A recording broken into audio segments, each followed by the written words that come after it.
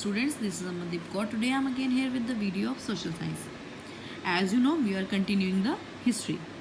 So today our topic is tribal rebellions. As we learned in our previous video about the tribal lives, how they spent their life and how they exploited by the Britishers rules and the tribal species. But today we are going to learn about the tribal rebellions. मतलब जो ट्रिबल्स जो थे वो विद्रोह कैसे करते थे, उन्होंने किस तरीके से ब्रिटिश के अगेंस्ट विद्रोह किया. The British rule tribals groups were not happy. जो ट्रिबल्स का जो थे वो ब्रिटिश के रूल्स में वो हैप्पी नहीं थे, because Britishers force them to do the work according to them. Changes in the forest laws, क्योंकि जो ब्रिटिशर्स थे उन्होंने बहुत सारे चेंजेस कर दिए थे. उन्होंने फॉरेस्ट लॉ में चेंजेस कर किए गए थे, क्योंकि जो ब्रिटिशर्स थे उन्होंने फॉरेस्ट के ऊपर अपना कब्जा कर लिया था. And the tribals did not go forest in the freely. जो ट्रिबल्स थे वो फॉरेस्ट में फ्रीली घूम ही नहीं सकते थे, मूवमेंट्स नहीं कर सकते थे, वो वहाँ पे फूड गैदर नहीं कर सकते थे. रेस्ट्रिक्शंस ऑन देयर प्रैक्टिसेस, उनके ऊपर बहुत सारी रिस्ट्रिक्शंस लगाई गई. न्यू टैक्सेस, उनसे क्या हर चीज़ पे टैक्स लिया जाने लगा, एग्रीकल्चर पे टैक्स लिया जाने लगा उनसे. The exploitation by the traders, जो ट्रेडर्स थे, व्यापारी थे, वो भी उनको बहुत ज़्यादा एक्सप्लॉयट करते थे, क्योंकि उनसे वो हर एक चीज़ की दाम जो थे वो बढ़ा कर लेते थे, उनसे ज़्यादा प्राइस लिया जाता था हर एक प्रोडक्ट का. So this shows the exploitation by the traders and the money landers. First, what did the money lenders do? Gave loan at very high interest. अब जो मनी लैंडर से ट्रिबल्स को इंटरेस्ट क्यों लेना पड़ता था? Because the traders sold goods at high prices. क्योंकि जो ट्रिबल पीपल थे, जो चीज़ उनको फॉरेस्ट से प्रोवाइड नहीं होती थी, then they purchase from the traders. Then the traders sold goods at the high prices, which required the tribals to take loans. क्योंकि tribals के पास इतनी मनी नहीं थी, then they have to take the loan for their required goods, to purchase their required goods. तो ट्रिबल people को क्या करना पड़ता था? लोन लेना पड़ता था. देन द मनी लेंडर क्या करता था? Gave loan at very high interest rate. फिर जो मनी लेंडर था वो बहुत ज़्यादा उसको हाई रेट पे, उनको हाई इंटरेस्ट पे उनको लोन देता था. तो ट्रिबल रेबिलियन ने क्या किया? They have decided, tribal group in different parts of the country decided to rebel against the Britishers. तो जो ट्रिबल ग्रुप्स थे अलग अलग पार्ट्स में, उन्होंने क्या किया? कंट्री की जो अलग अलग पार्ट्स में रहते उन्होंने क्या किया? दे अगेंस्ट द ब्रिटिश, उन्होंने ब्रिटिश के अगेंस्ट रिबेल किया, विद्रोह किया. द संथाल रेबिलियंस, जैसे कि हम इस पिक्चर में देख रहे हैं,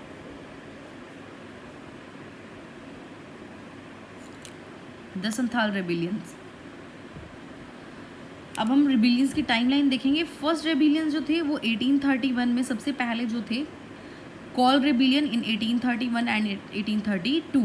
then the Santhal rebellion from 1855. Then the Bastar rebellion in 1910 and then the Warli revolt in 1940.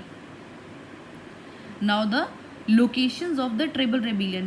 ट्रिबल्स ने जो विद्रोह किया वो कहाँ पे हुआ था? पहले जो थे उन्होंने कहाँ पे किया था? Kol and Santhal rebellion.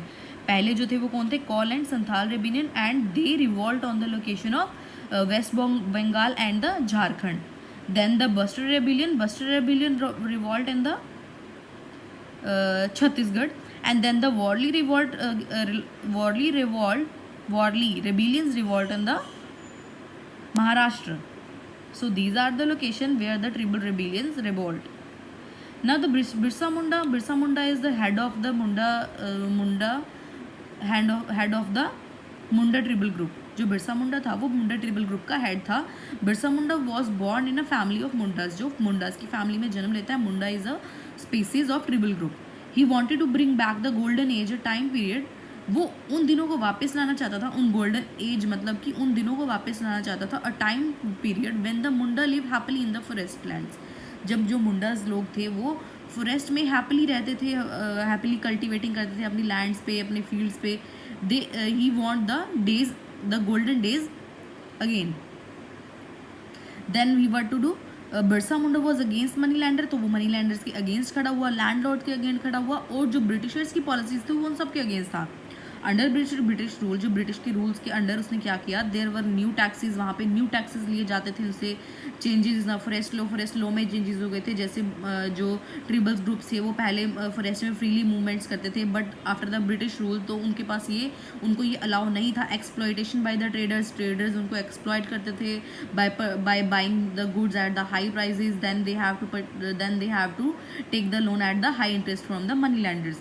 The tribal group were not happy with these changes. जो ट्रिबल ग्रुप पीपल्स जो लोग थे वो इन चेंजेस से बिल्कुल भी खुश नहीं थे, because they facing the very a big problem with these and revolt against the British. और उन्होंने ब्रिटिश के अगेंस्ट रिवॉल्ट किया. In order to drive them out, इससे बाहर आने के लिए Birsa Munda led a movement in the 1895. तो बिरसा मुंडा ने एक मूवमेंट की, एक मूवमेंट थी क्या कि 1895 में उन्होंने क्या किया. His government force the British government to introduce laws protecting the right of tribal people over their land. इस मूवमेंट में क्या था, force the British government to introduce laws. इसमें क्या हुआ था, ब्रिटिश गवर्नमेंट को उन लॉज से इंट्रोड्यूस करवाया गया which protecting the right of tribal people over their lands. जो ट्रिबल पीपल की उनकी लैंड, उनकी ज़मीन के ऊपर जो भी अधिकार थे, उन सभी लॉज से ब्रिटिश गवर्नमेंट को इंट्रोड्यूस करवाया इस मूवमेंट ने. क्योंकि इस टाइम पे बिरसा मुंडा ने जो मूवमेंट चलाई थी 1895 में, उसमें ब्रिटिश गवर्नमेंट के अंडर जो भी लैंड थी उसके ऊपर बिरसा मुंडा ने अपने अधिकार दिखाए उनको कि जो भी ज़मीन है, जो भी लैंड वो यूज़ कर रहे हैं या जो भी उनके ऊपर लॉज चला रहे हैं वो इलीगल हैं, और जो उनकी लैंड है उसके ऊपर उन्हें फ्रीली मूवमेंट्स करने देने चाहिए. So this is the Birsa Munda movement by the Birsa Munda, who is the head of the Munda tribal group. So student, your topic for today is completed. Hope you understand it well, and please student watch these videos daily. I'm observing from some days only 2-3 views are on my videos which I make for you students. I'm very disappointed from these things. You are watching only 2 or 3 students watching these videos. Please students, also ask your friend to watch the videos daily and do your question answers from the lead school video. Hope you understand it well, and if you have any kind of doubt then you can message me freely. Thank you students.